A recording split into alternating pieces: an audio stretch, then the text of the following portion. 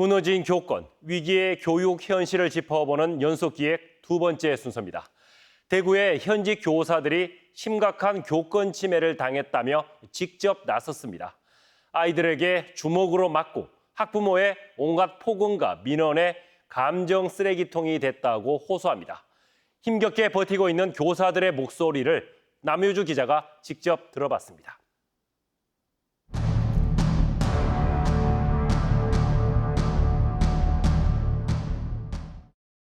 지난해 복직한 10년차 교사 A씨는 4년 전 그때를 잊지 못합니다.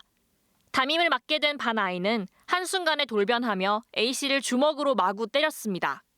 애를 진정시키려 했는데 제 머리채를 잡고 주먹으로 얼굴을 수차례 때렸고요.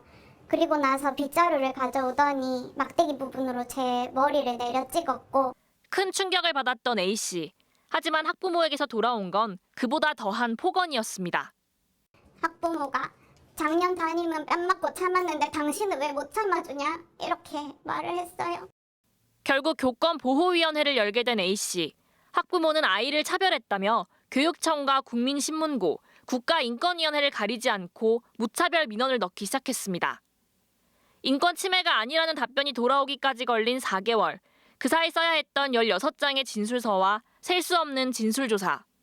하지만 A씨를 도와줄 곳은 아무 데도 없었습니다. 상담을 받았는데 아무것도 할 수 있는 게 없대요. 그냥 시간 지나기를 기다리는 수밖에 없다.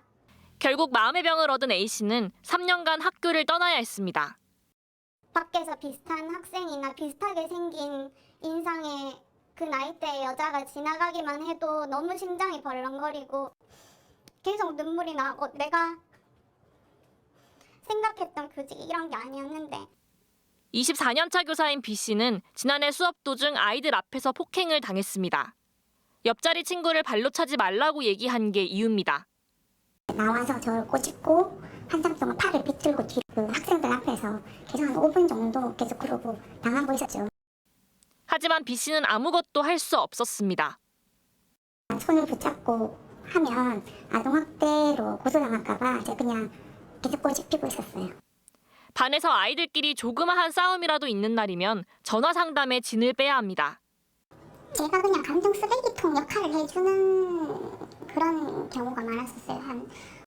애를 안 낳았으니까 알겠냐 뭐 이런 말씀도 막 섞으면서. 아무것도 할 수 없고 누구도 도와주지 않는 교실. 교사들의 목표는 이제 교육이 아니라 상처받지 않기 위한 체념입니다. 꼬투리를 잡아서 117에 신고를 한다든지 그런 식으로 할 수 있기 때문에 이 아이가 기분이 안 나쁘게 1년 동안 무사히 교실에서 지내는 게 가장 큰 목표예요. 최근 5년 동안 대구에서 열린 교권보호위원회는 677건, 2019년 156건에서 코로나 이후 줄다가 지난해 172건으로 다시 증가세로 돌아섰습니다. 하지만 대구 교사노조 실태조사에서 교권 침해 경험이 있다고 답한 864명 가운데 70% 이상은 학대 신고가 두려워 교권보호위원회를 열지 않았다고 말했습니다. TBC 남효주입니다.